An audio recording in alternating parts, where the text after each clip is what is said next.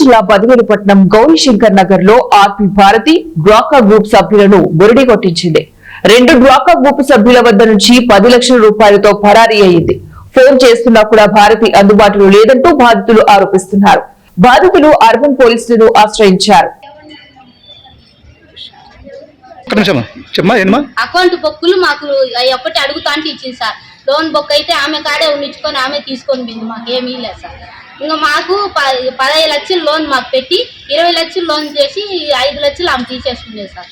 మాది అప్పుడు మాకు 1,15,000 మా అకౌంట్లలో వేపింది సార్. మా 35,000 మా అప్పు పట్టుకొని మాకు 1,15,000 మా అకౌంట్లలో వేసింది. పోదాం డబ్బులంతా ఆమె తీసుకొని పోయి సార్. 20 లక్షలు భారతి సార్, సరస్వతి గ్రూప్ మాది. భారతి సార్ ఆమె మాకు పెద్ద. మేము 10 మంది సబ్రాలు సార్. నేను ఇద్దరం లీడర్లం సార్. ఇంకా భారతి తీసుకొని పోయింది డబ్బులు మాదంతా సార్. మంచికి ఇప్పుడు 1,15,000 మాకు మీరు బ్యాంకుకి పోలేదా?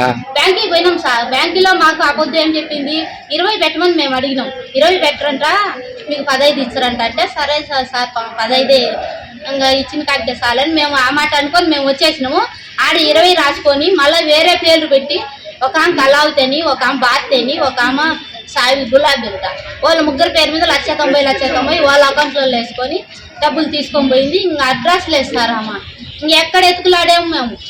2 నెలలకు ఇచ్చాలి, 2 రోజులు 15 రోజులకు అనేది 2 నెలల 15 రోజులకు ఊరు లేదు. సెలవులు ఇచ్చాప్స్ ఇచ్చా పట్టుకొని 10 మంది కొట్లాడుకున్నాము. దెంకొమ్మ లేటుగా ఉంటుంది. నాకేం తెలియకపోయా, నాకు దెంకొని పోయా. అందరు నన్ను అడిగితే నా చదువు లేదు, నన్ను నేనేం చేశాను, నాకేం